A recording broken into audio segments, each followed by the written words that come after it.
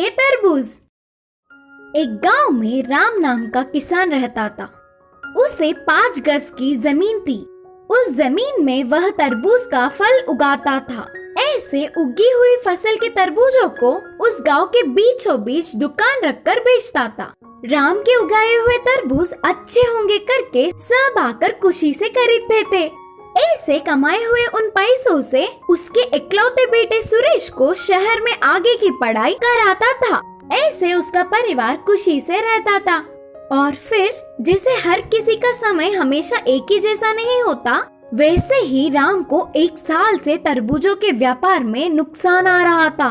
इसका कारण था कि फसल ठीक आने पर भी खरीदने वालों की गिनती कम हो जाना।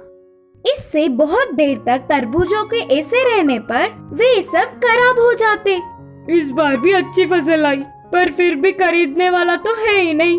तब उसके एक मित्र ने सलाह दिया कि राम, ऐसे इन्हें और कितने दिन रखकर खराब कर लोगे? तुरंत शहर जाकर बड़े बाजार में बेच दो, कम से कम उसके पैसे तो आएंगे। चलो ठीक है करके गाड़ी पे तरबूजों को लेकर शहर चला राम। शहर में भी उसने 2-3 रुककर देखा, लेकिन फिर भी उधर गिराक और खरीदने वाले व्यापार भी ना होने पर वापस गांव लौटते हुए उन तरबूजों को नदी में फेंक दिया।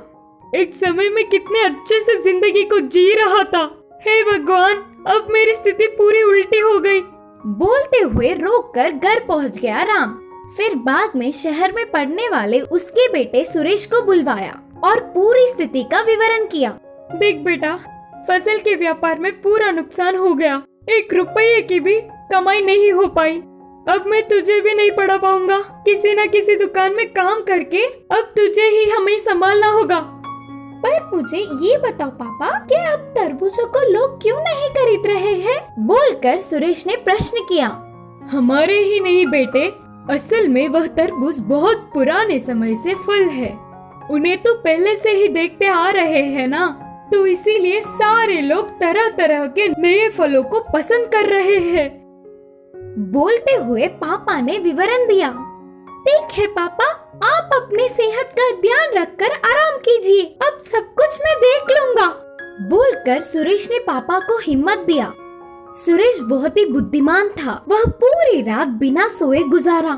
लोगों में तरबूजों को पसंद कैसे किया जाए, क्या करूं करके सोचता रहा। आखिर में वह एक निर्णय पर पहुंचा। सुबह ही उसके पापा को पूरा उपाय बताया और दिल के आकार के प्यारे डिब्बे तैयार करवाया। उन डिब्बों में तरबूजों को छोटे होने पर भी उन्हें उस दिल के डिब्बे में रखा। बाद में वह बढ़ते बढ़ते उसी आकार में बड़े हुए। फिर उन फसलों को काट कर गाड़ी पे लेकर पापा और बेटे दोनों मिलकर शहर ले गए। उस दिन की तारीख 14 फरवरी था। वो दिन प्यार करने वालों का था। उन्हें बाजार में रखकर चिल्ला रहा था कि आओ आओ, जल्दी जल्दी आओ, प्यार के तरबूज। आपने इन्हें कभी भी नहीं देखे होंगे। आप इन दिल के आकार के प्यारे तरबूजों को लेकर आपके प्यार को खुश करो।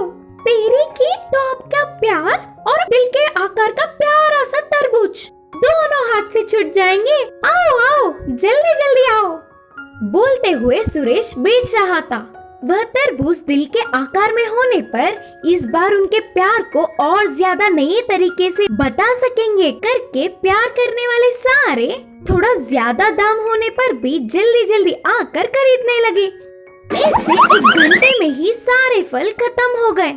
अरे वाह, तू तो बहुत बुद्धिमान है रे। तेरी पढ़ाई नहीं रुकनी चाहिए। बोलते हुए सुरेश की बुद्धि को पापा ने बहुत तारीफ की।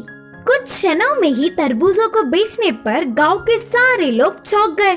ऐसे पहले आई हुई नुकसान के भरपाई होकर इस बार और भी ज्यादा कमाई हुई। उसके